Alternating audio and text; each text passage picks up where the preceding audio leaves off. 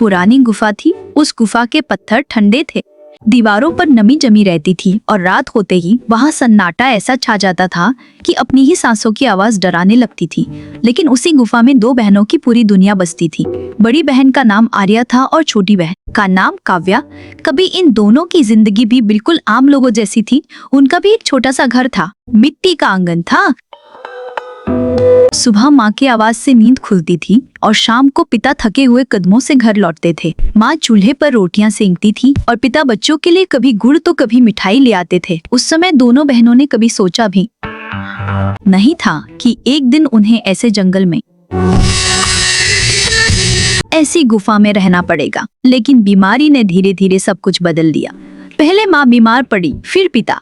इलाज में जो भी पैसे थे सब खत्म हो गए। रिश्तेदारों ने शुरू में सहानुभूति दिखाई, लेकिन जब मदद की बारी आई तो सब पीछे हट गए। एक दिन ऐसा आया जब घर में चूल्हा नहीं जला और कुछ ही समय बाद माँ बाप दोनों इस दुनिया से चले गए। उस दिन आर्या और काव्या की दुनिया उजड़ गई। रोने वाला कोई नहीं था, संभालने वाला कोई नहीं था। मजबूरी में दोनों बहनों ने जंगल का रास्ता पकड़ा और उस पुरानी गुफा को ही अपना घर बना लिया। आर्या उस समय बहुत छोटी थी, लेकिन हालात ने उसे वक्त से पहले बड़ा बना दिया था। उसने अपनी आंखों के आंसू पोंछे और मन ही मन कसम खाई कि वह अपनी छोटी बहन को कभी टूटने नहीं देगी। उसने डरना छोड़ दिया, शिकायत करना छोड़ दिया और जिम्मेदारी उठा ली। वह रोज सुबह अंधेरे में उठती, जब जंगल में हल्की धुंध छाई होती थी और ठंडी हवा शरीर को कंपा देती थी। वह अपने फटे पुराने कपड़े ठीक कर हाथ में कुल्हाड़ी लेती और जंगल के अंदर चली जाती। ऊंचे ऊंचे पेड़ों के बीच चलते हुए कई बार उसे लगता कि कोई उसका पीछा कर रहा है। झाड़ियों से अजीब आवाजें आती, दूर से जंगली जानवरों की दहाड़ सुनाई देती, लेकिन आर्या रुकती नहीं थी। वह जानती थी कि अगर वह डर गई तो काव्या भूखी रह जाएगी। वह अच्छी अच्छी लकड़ियां चुनती, उन्हें बांधती और सिर पर उठाकर बाजार तक ले जाती। कई बार लकड़ियों का बोझ इतना भारी होता कि उसकी गर्दन झुक जाती, कंधे लाल हो जाते, लेकिन वह कभी किसी को अपनी तकलीफ नहीं दिखाती थी। गुफा में काव्या उसका इंतजार करती रहती थी। काव्या अभी छोटी थी, मासूम थी। वह गुफा में चूल्हा जलाती, थोड़ा बहुत खाना बनाना सीख चुकी थी, पानी भरती और हर शाम गुफा के बाहर खड़ी होकर उसी रास्ते को देखती रहती थी जिससे आर्या लौटती थी। जब दूर से आर्या की परछाई दिखाई देती तो काव्या के चेहरे पर राहत आ जाती। वह दौड़कर दीदी के पास जाती और उसका हाथ थाम लेती। एक शाम आर्या बहुत थकी हुई लौटी। उसके कदम भारी थे, सांसें तेज चल रही थी। उसने लकड़ियों का गट्ठर एक तरफ रखा और गुफा के अंदर बैठ गई। काव्या ने पानी दिया, फिर दोनों चुपचाप खाना खाने लगी। थोड़ी देर बाद काव्या का दिल भर आया। उसे माँ की याद आ गई। उसे याद आया कि माँ कैसे प्यार से उसके बालों में हाथ फेरती थी। उसकी आंखों से आंसू बहने लगे। उसने धीरे से पूछा, दीदी, क्या हम हमेशा ऐसे ही जंगल में रहेंगे? क्या कभी हमारा भी घर होगा? आर्या ने उसे अपने पास खींच लिया, उसके सिर पर हाथ रखा और बोली, हिम्मत रखो काव्या, भगवान सब देख रहा है। मेहनत कभी बेकार नहीं जाती। अगले दिन दोनों बहनें लकड़ियां लेकर बाजार पहुंची। बाजार हमेशा की तरह शोर से भरा हुआ था। लोग अपनी अपनी दुकानों पर खड़े थे। आर्या ने लकड़ियां एक दुकान पर रखी। दुकान का मालिक एक बूढ़ा आदमी था जिसकी आंखों में अनुभव झलकता था। उसने लकड़ियों को ध्यान से देखा और अच्छे दाम दिए। पैसे देते हुए उसने कहा, बेटी, तुम बहुत मेहनती हो, लेकिन अगर सच में अपनी गरीबी खत्म करना चाहती हो तो जंगल के बहुत अंदर एक तालाब है।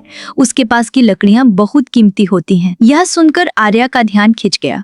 उसने पूछा, लेकिन लोग वहां जाते क्यों नहीं? बूढ़ा आदमी थोड़ी देर चुप रहा, फिर बोला, क्योंकि वहां एक चुड़ैल रहती है। कहते हैं कि जो वहां गया वापस नहीं लौटा। यह सुनकर काव्या का चेहरा डर से सफेद पड़ गया। उसने आर्या का हाथ कसकर पकड़ लिया, लेकिन आर्या के मन में डर के साथ साथ उम्मीद भी जाग गई। उसे लगा कि शायद यही उनकी जिंदगी बदलने का रास्ता है। घर लौटकर काव्या ने बहुत मना किया। उसने कहा कि वह तालाब के पास नहीं जाना चाहती। उसने रोते हुए कहा कि अगर दीदी को कुछ हो गया तो वह अकेली कैसे जिएगी।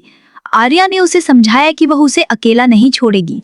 आखिरकार काव्या ने जिद पकड़ ली कि वह भी साथ जाएगी। अगली सुबह दोनों बहनें तालाब की ओर निकल पड़ी। जंगल आज और भी घना लग रहा था। रास्ता लंबा था। सूरज की रोशनी धीरे धीरे कम होती जा रही थी। हवा में अजीब सी ठंडक थी।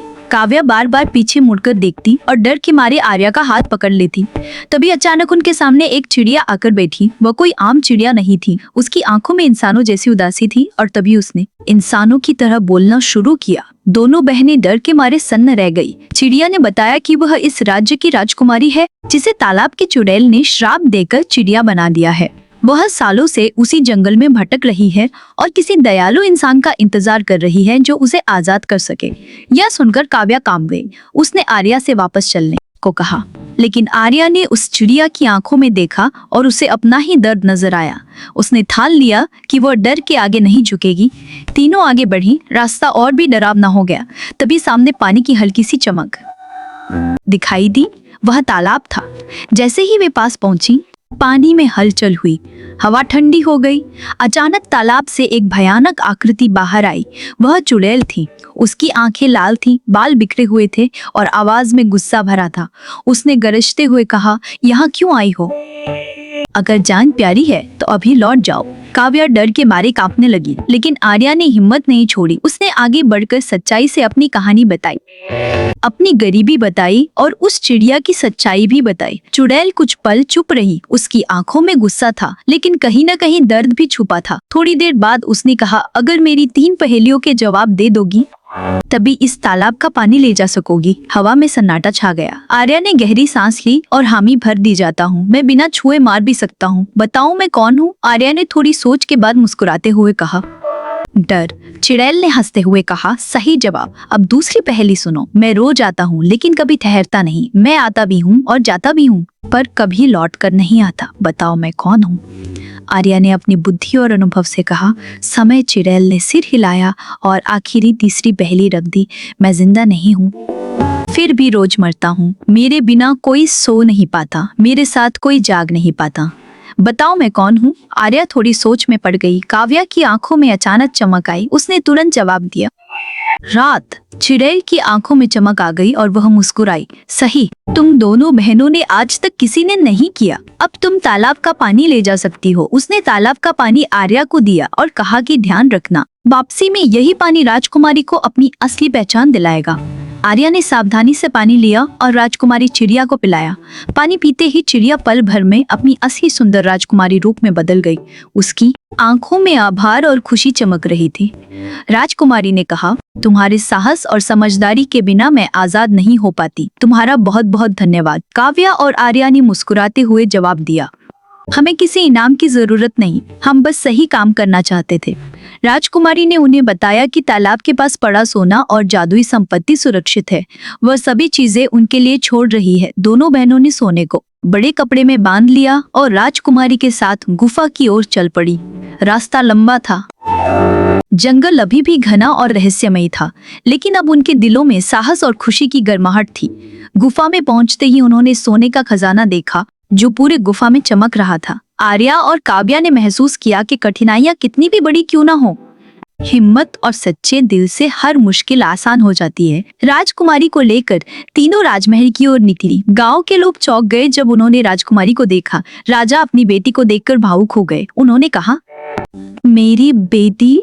तुम्हें ढूंढने के लिए मैं कितने सालों से प्रयास कर रहा था, लेकिन चुड़ैल ने मेरी एक ना सुनी। राजकुमारी ने पूरी कहानी सुनाई और बताया कि कैसे 2 बहनों ने उसका जीवन बचाया। राजा ने उनकी हिम्मत और समझदारी की सराहना की।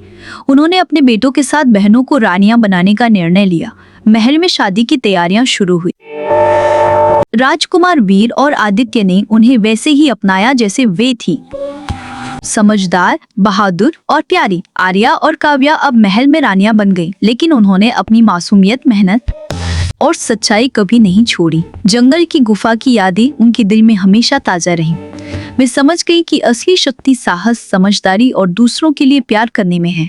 राजकुमारी ईशानी, आर्या और काव्या की दोस्ती ने पूरे राज्य में खुशियां फैला दी। महल में हर कोई उनके साहस की दास्तान सुनकर प्रेरित हुआ और इस तरह 2 बहनों की मेहनत, धैर्य और बुद्धिमानी ने न केवल राजकुमारी को आजाद किया, बल्कि उनकी अपनी जिंदगी को भी खुशियों और सम्मान से भर दिया।